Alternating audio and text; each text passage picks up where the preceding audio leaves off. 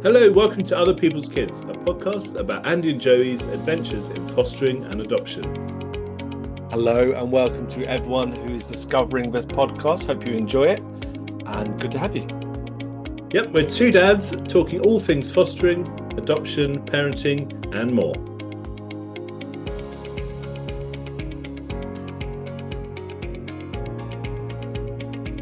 Good morning, Andy. Good morning. How are you? I'm doing very well. You doing okay? I'm good. Welcome to today's podcast, brought to you from a slightly sunnier UK. It's turned a corner, hasn't it? It has. It feels like spring has sprung and the sun shines here and it's lovely. So so it's been a few weeks since we've last recorded. So what have you been up to? How was your Easter? Well, we both had kind of 2 weeks and we kind of Easter. You were with the family the first week and I was with family the second week. So it's been a bit bitty, but I think we both had good weeks. I've had a good week holidaying, which was lovely. Any highlights of your Easter holiday? Always going on steam trains. You love steam trains, don't you? I love a steam train, yeah. Train, yeah. What do you love about a steam train? I think it's reminiscent of my childhood in the 1920s. No, only because maybe because my dad worked on a train, so we used to go to a lot of steam train things when I was a child. So maybe it's bringing back good memories. It doesn't bring back good memories for me because as young men growing up as best mates, your dad used to get free train travel anyway, didn't you? Yeah, I don't anymore. And you'd rub it in my face. So we'd be going across the UK on various adventures, and you wouldn't pay a penny towards my tickets, and you'd be there with a silly free one. Of course not. Not good memories for me. Where did we go? Went to London once, I remember. I'm sure we did various trips on the train. Do you want to know how my Easter was?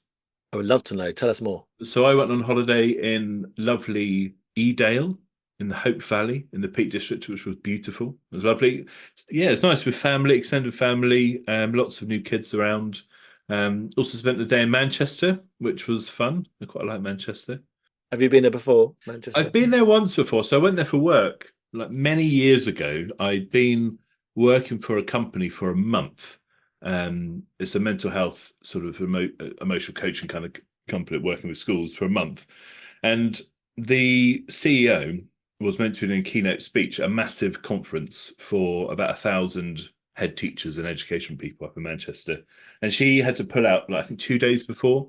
And then for some reason, after being in this job for a month, I offered to go and speak. So I delivered a keynote speech to 1,000 people on a topic I knew very little about. But it was an amazing time. So I remember what I did because I was meant to be talking about neuroscience and the brain and development with children, things like that. So I did a bit of that. But mainly I told the story of a boy that we'd fostered and how we'd sort of met his needs and made him feel at home. And I remember a lady afterwards came up to me and grabbed my arms and said, "Thank you." And I said, "Oh, I'm glad it was, glad you enjoyed it." And she said, "Thank you for telling a story." And she said that so often people talk about policies and, different programs and ideas and theories, but actually sometimes stories are the best way of communicating things. And that's always stuck with me. And I think with this podcast, it makes me think a big part of what we're doing is telling stories, isn't it, of our lives now, of why we do what we do. And then when we talk to others, hearing their stories about parenting, about adoption, about fostering. So yeah, remind me the importance of story. It makes the biggest emotional connection. Certainly in my area of work, we use stories a lot to make that emotional connection and head connection. Yeah, telling a narrative, isn't it? So it makes sense of the world that we're in and stories of what happens to people and understanding as well. Yeah. People connect to people. People don't connect to policies. Very true. You sound a bit like an MP when you say that. I could be an MP. It could be an MP. That's good. So shall we crack on with today's theme?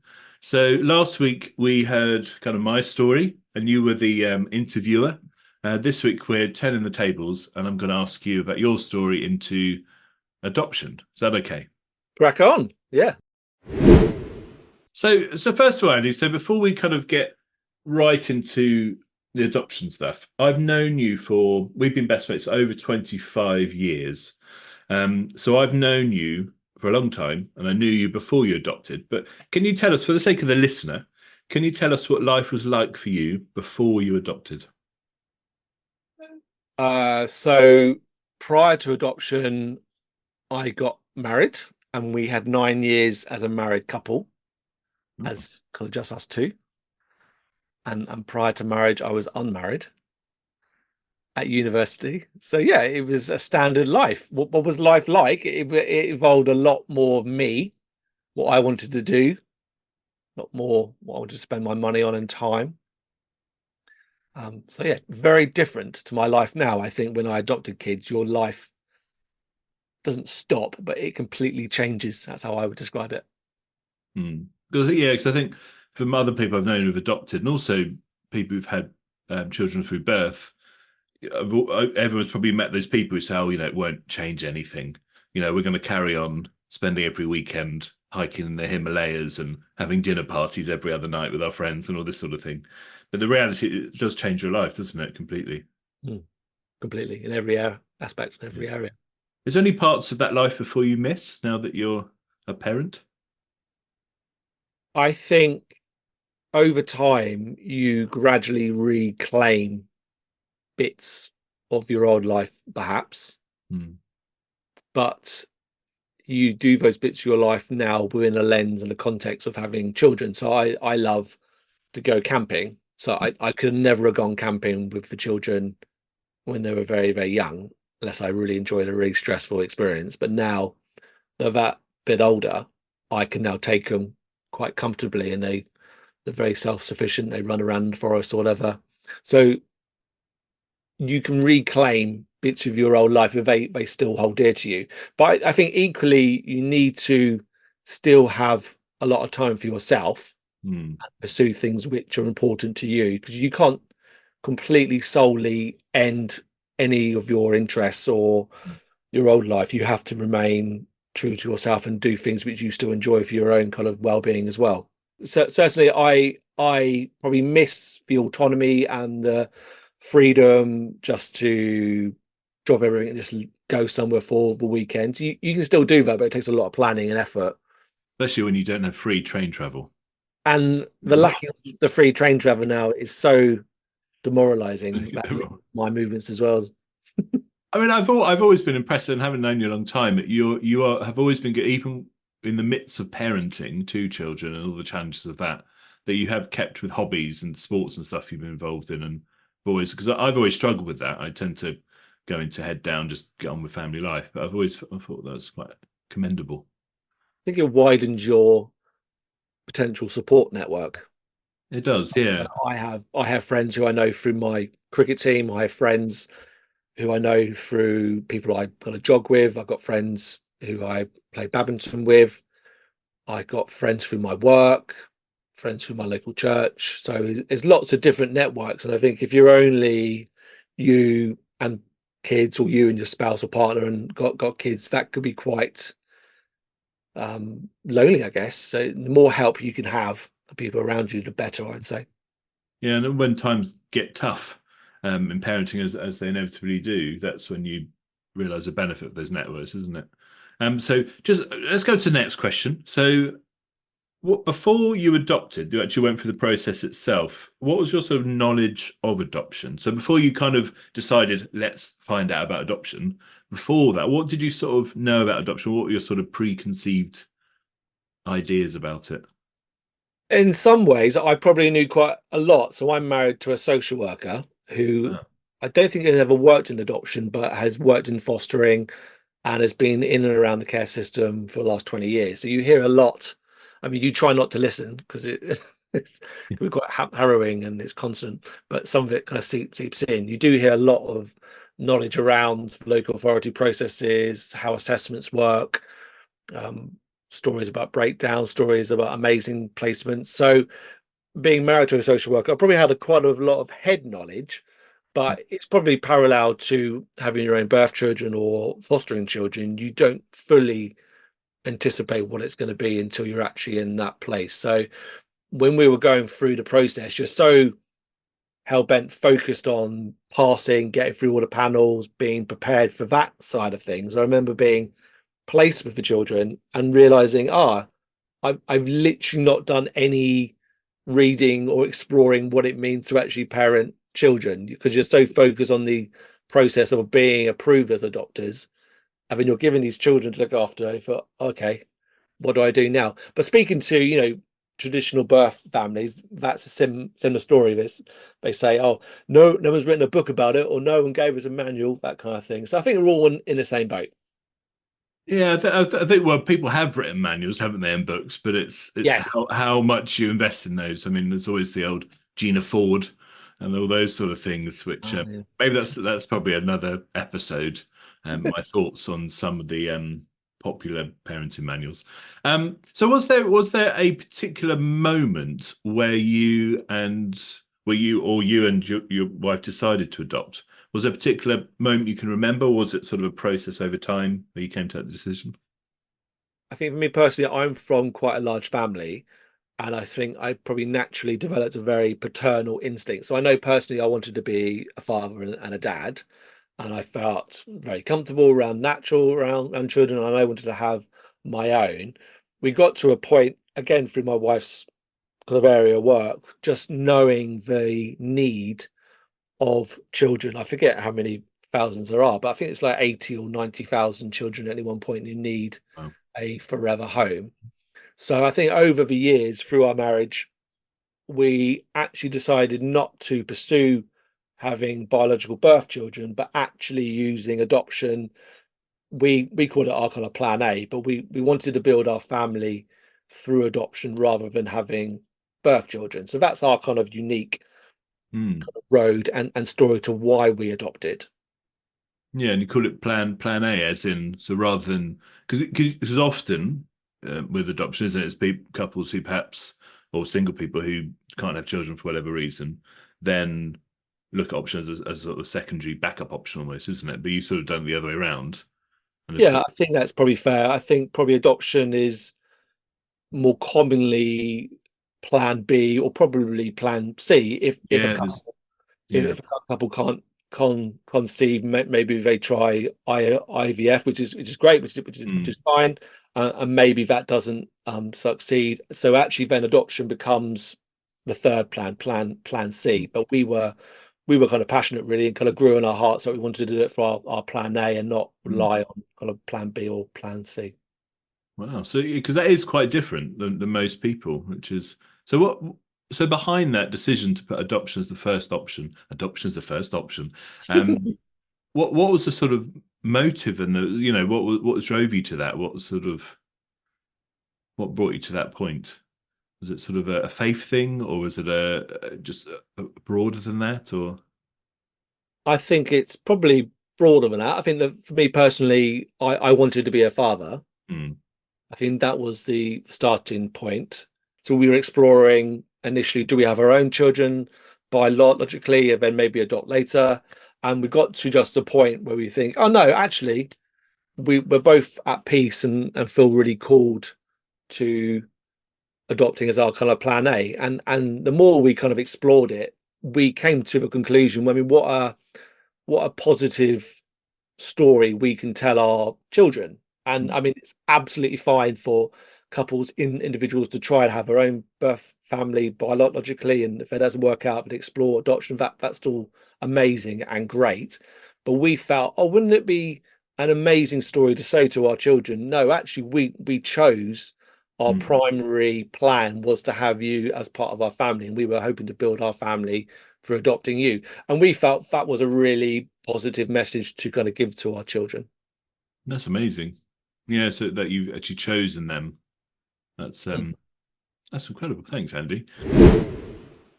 Yeah, I think my wife's greatest asset is she's a real advocate for our children and anyone as she sees a need or people who are vulnerable, she will really champion them. So she's very natural, that kind of thing, certainly. Yeah. So moving on, Andy, thinking about the process of adoption itself, what was the sort of nuts and bolts a little bit of the process in your experience? And then what were the highs and lows of it? How did you find kind of going through all the application and assessment and all that? Yeah, I'll give you my knowledge and experience from my own kind of head. I've relied very heavily on my wife because she's from the system. She was very much the driving force and knowing what forms to fill out and what things to say or not say to the social workers. So that was really handy to have. So my understanding is, so a child or children when they're kind of born into a birth family, excuse me, that parent or parents then have legal responsibility for that child until they're 18. Something has happened, or a collection of events over a period of time has happened, which mean that those children are no longer safe within that parental responsibility, have been taken from that individual or family and placed under the care with the local authority. And then as adopters, you kind of put yourself forward as new forever family, and eventually you will get all the parental responsibility for that child or children, and again to the 18. So as adopters, we were putting ourselves forward as amazing people we felt we could adopt.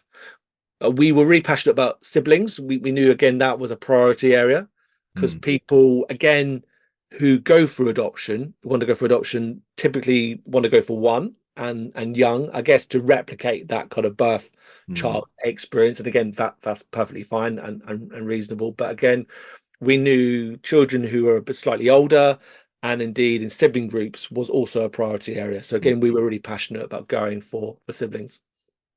So we went to an information evening, because although my wife had a lot of head knowledge about adoption, it was still very new. So we went to an information evening, which was great, and they gave us loads of practical information about what are the next steps. And the next steps is to either engage in an adoption agency or a local authority.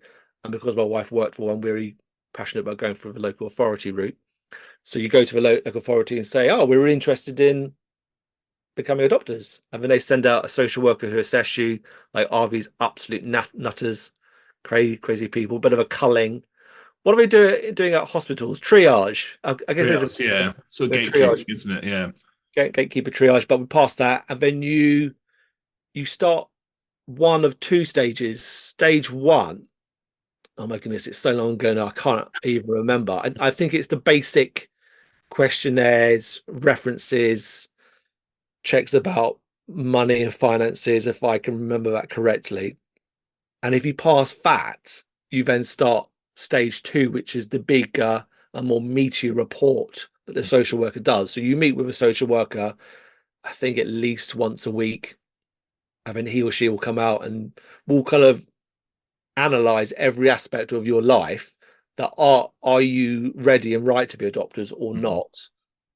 Because ultimately the most important people through this process are the children, the child or kind of children. So the local authority has to be confident and certain. It can never be 100%, of course, but the best of their knowledge and basing of it, are the people they're assessing right and good to be potential adopters. And thankfully we went through that process, which we instigated, I think, in October, and we were approved as adopters, I think, in June. It's a long time ago now.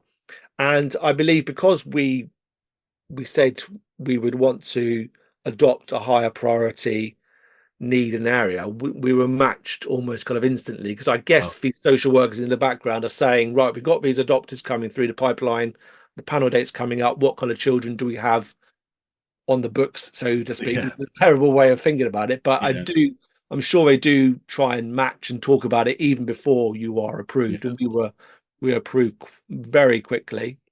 We're in Austria. We wanted to have one final holiday before we adopted.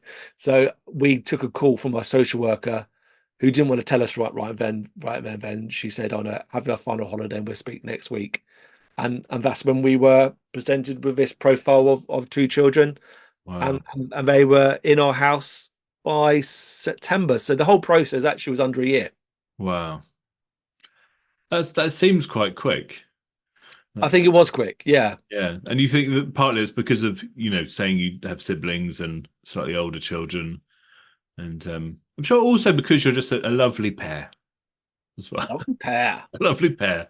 That's lovely. It was, just in terms of the listener, in terms of the process itself, so you said in stage two, there's obviously all the in-depth questioning about parenting things. Can you just think of an example of some of the stuff you had to discuss that maybe it was a bit harder to do? Was there any sort of part of it you thought, oh, that's because I remember when I did the Form F assessment as a foster carer, some of the questions quite hard when it's asking you about, about your experience of parenting and all that sort of thing. Was there any sort of areas that you found particularly tough, or?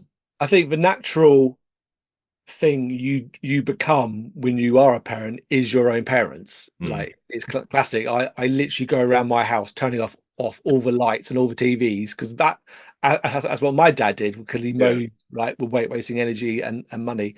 But I think you naturally parent through your own past experiences of parenting, and if they're good or bad, that will definitely come out practically when you're parenting your own children. So the social worker will want to explore with you, what was your upbringing like, what was your relationship with your own parents, your siblings, the world around you, to assess really what and how this will impact you as an individual, as a couple, and as a family unit. So certainly it was kind of, wasn't uncomfortable, but you would delve into a lot of kind of deep and more meaningful relationship stuff, past relationships with girlfriends. How did they go? How did they resolve? It must I have think been a long session. it was a long list, Joe. You know me. But I guess they're trying to assess how you react in areas of stress, and do you have any areas of trauma in your own life? Because I know when you adopt children from a trauma background, it will definitely awaken things in you. Yeah. And if you've got stuff in your own past, it will bring them up to the surface. Because parenting children from a traumatic background is different, I would say, or it certainly is different from parenting with biological children. Yeah, definitely. Well, it is. That's helpful. Thanks, Andy. So, kind of going ahead through the process, you become adopted parents, become parents, you've been matched. What are the highlights so far of being adopted parents been for you?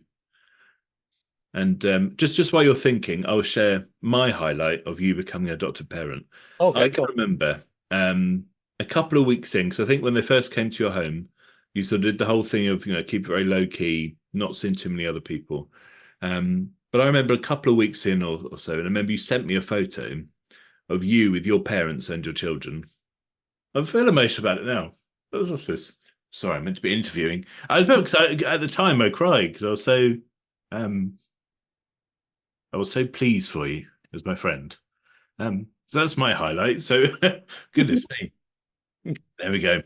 So what about you? So what are your highlights of being an adopted parent so far? that's very kind. I mean, pick any analogy you like. It's the hardest mountain you ever climb. It's the hardest run you ever run. So the process of doing that is incredibly tough and challenging, and there's a lot of hard work and training and continual effort. But at points you will just be at vistas and points in the journey which are thrilling and amazing. So it's been a real privilege to see them grow up. I remember the early days, because we adopted one which was quite young, and one which was at primary school. And I remember the young one, when I would come home from work and he would run down the corridor, and he was running so fast his arms would be trailing back like a cape, and just the look on his face that his dad had come back from work, he was just so happy.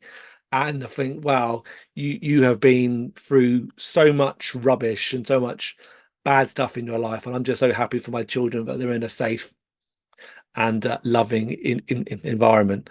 They've been with us now a couple of years, and it's just been fascinating watching them grow into these amazing people. Still a lot of challenging behaviors, and I guess the behaviors they change with you, but that's again a parallel to any parenting. If the children don't stay 3 or 4, they become a lot older, and the needs and the challenges grow with them.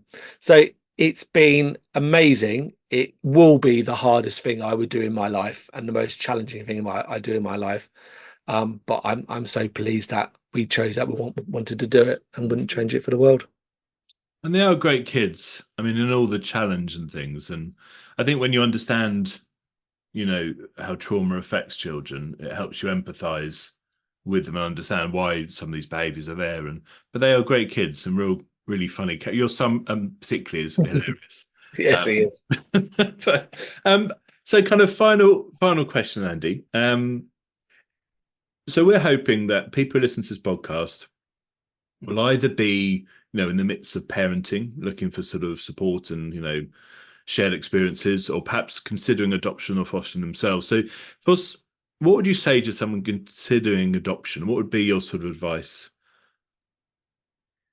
I think my answer to that would look very different to say 10 years ago. I think I would have been a lot more open and pushing of people to consider it more. I think the reality is adoption and indeed fostering is not right for everyone. There is a certain type of person or profile of person which will be better at it. I think most people could be an adopter. It could be a foster carer.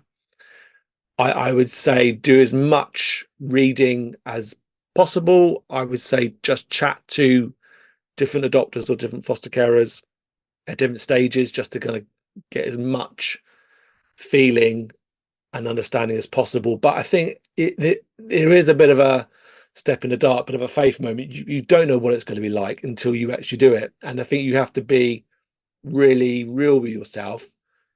Can you and initially almost sacrifice all your selfish wants, needs, and life to begin with? Because you have to be at the place of being saying, yeah, I could drop everything and be this sole guardian parent of this amazing person or kind of people. So I would encourage people. It is an amazing journey. It's really tough. I think probably parenting children who are severely disabled is probably the hardest type of parenting potentially. But I think parenting children from a very traumatic background is probably not far off in terms of the challenges it brings, the style of parenting you have to adopt, how you relate to other parents, the school, all area of your life is going to be different to more traditional type parenting. You just got to be prepared for that and be the best parent you can.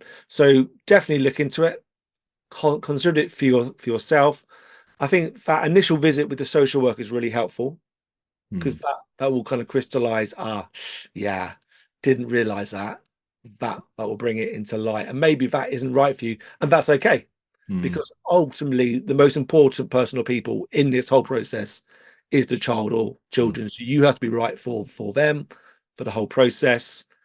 And yeah, that'd be my advice, I think. Yeah, I couldn't agree more. I think you're right. I think adoption and fostering aren't for everyone. I think I'm probably similar. Many years ago when I first went into it, I'd be very, everyone should be a foster care, everyone should adopt, but it's not for everyone. However, I think for me, I'd say that everyone can support it.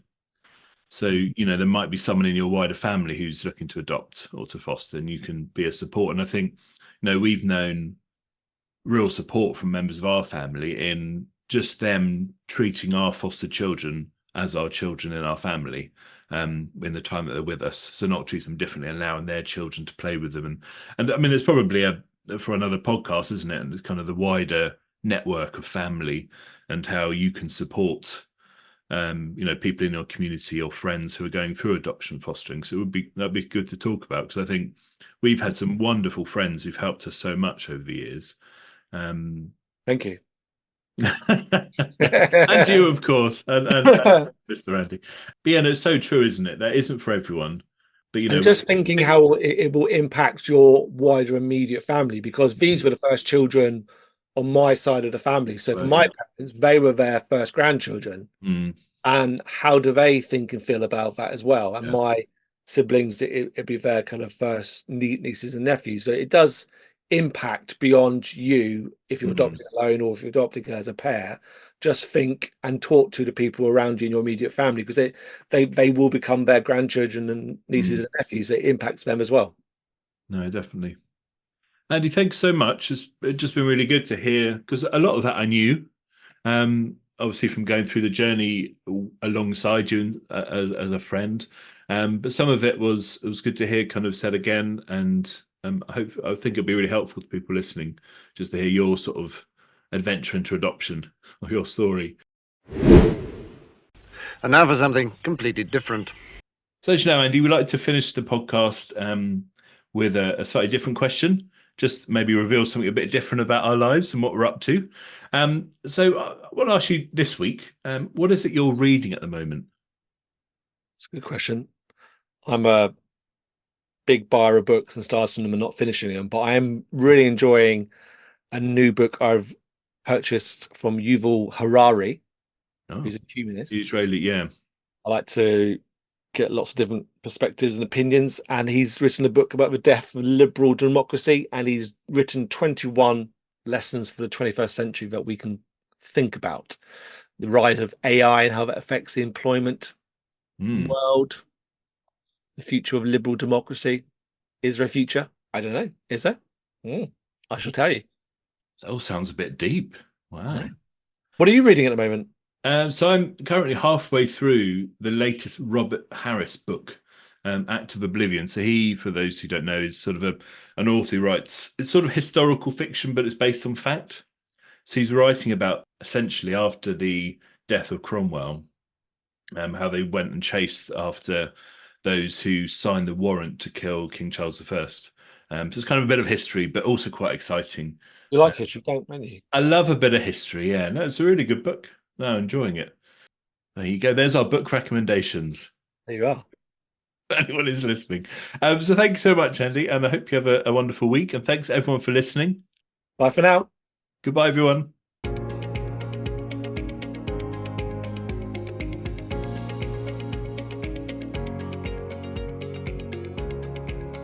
Thank you for listening to the Other People's Kids podcast. If you want updates when new episodes are released, please subscribe and look out for our social media accounts coming soon.